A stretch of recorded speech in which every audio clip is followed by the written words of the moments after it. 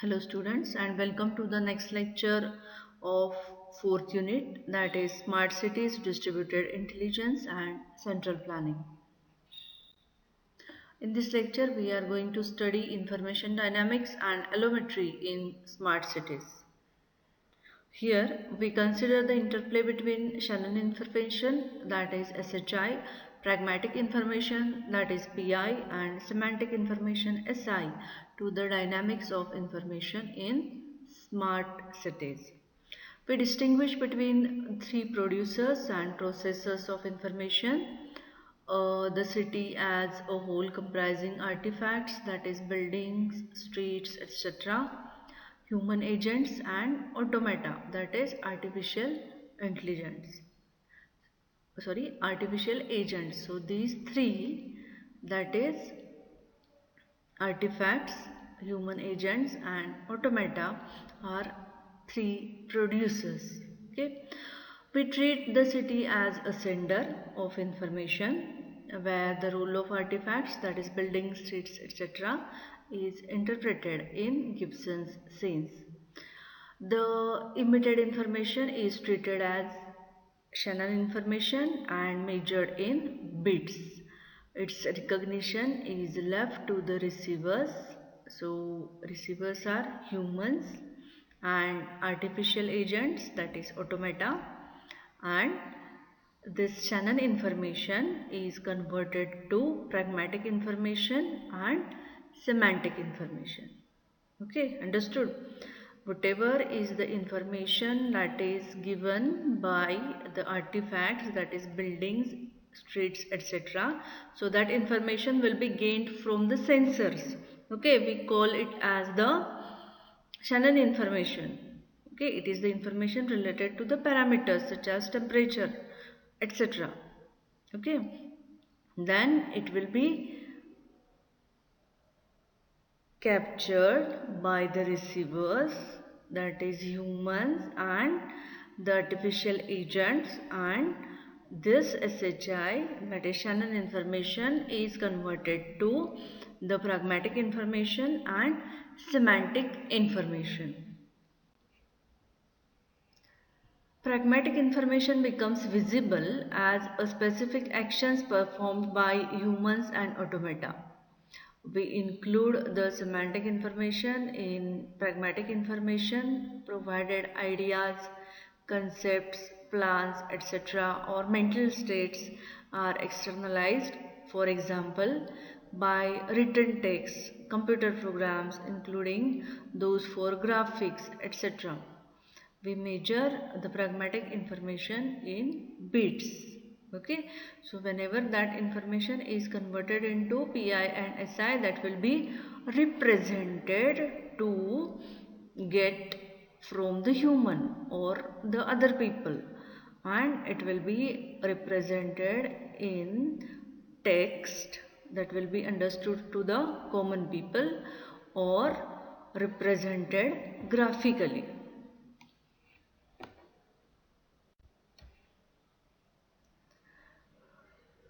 Since in our approach we are dealing with gross features to eliminate the impact of automata on information, we consider the total amount of Shannon information and pragmatic information per 24 hours in a city, that is a day in a city. We assume an unlimited channel capacity. Clearly, more IT oriented approaches will have to consider the effect of channel capacity also.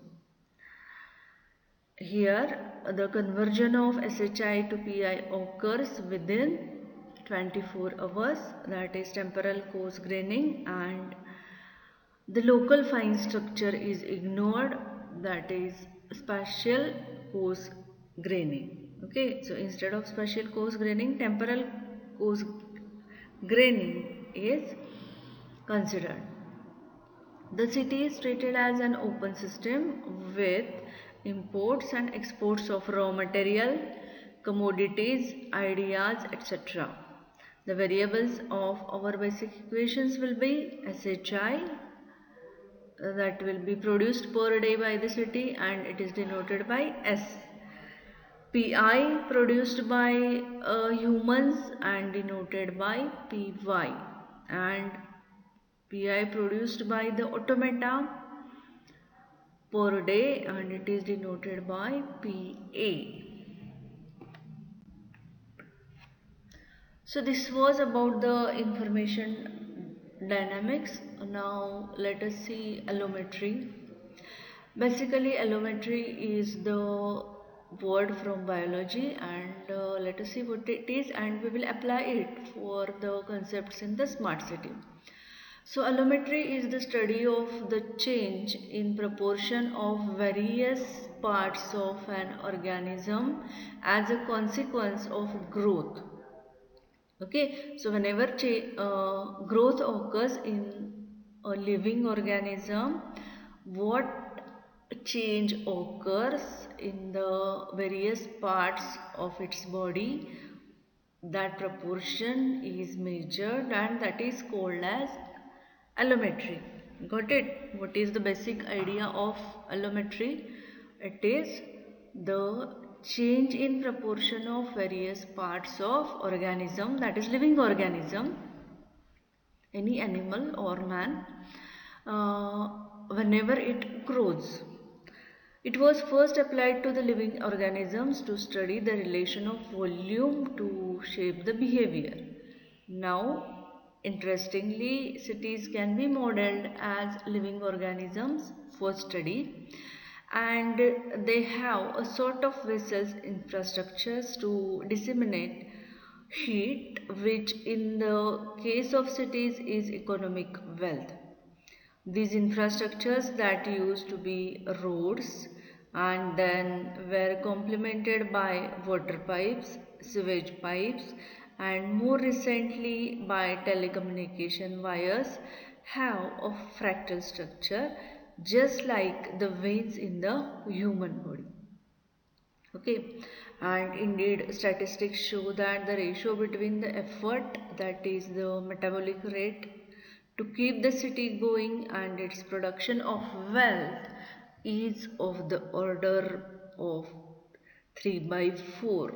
So that was also same in the living organisms. Okay. In other words, this means that the large city is, the more effective it is, provided, of course, that it has the feeding infrastructures it takes to keep the city working as a single organism.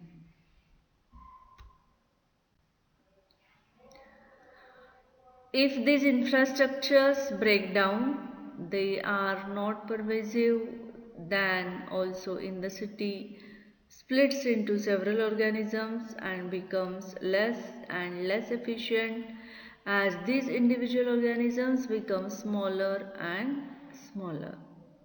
Now, this is a very important observation since it is clearly points out the crucial role of infrastructures at city level in terms of city efficiency and savvy usage of energy, which translate into its capacity of generating wealth.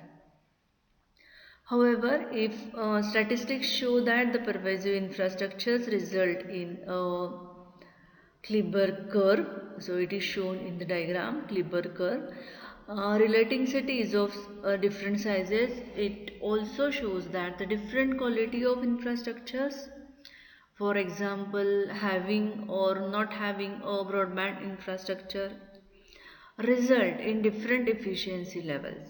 Again the rule of 3 by 4 applies. Cities having similar infrastructure quality yields a wealth that is superlinear to their size. In other terms, the better the infrastructure, the more wealth can be produced, but the size factor remains with the scale ratio of 3 by 4.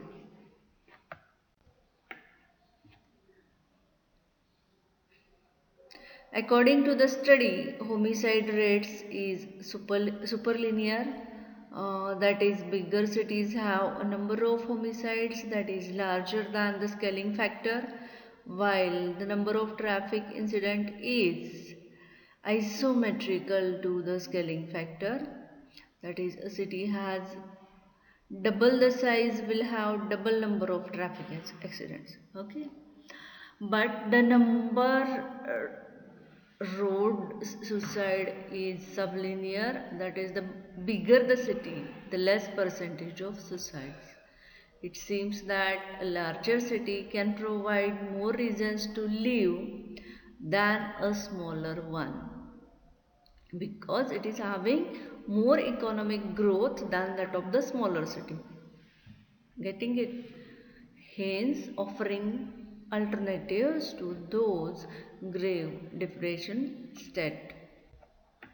However, if we move from wired infrastructure to wireless infrastructure, and if we move from a communication infrastructure to communication fabric where data take the upper hand, we no longer have fractal structure. It is less hierarchical, more flat and distributed. A city working as a centrally regulated organism is different from a city that is self-aware.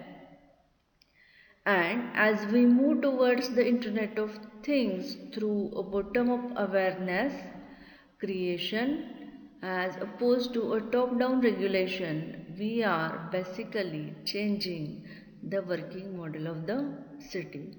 So all these parameters should be understood for the development of smart city.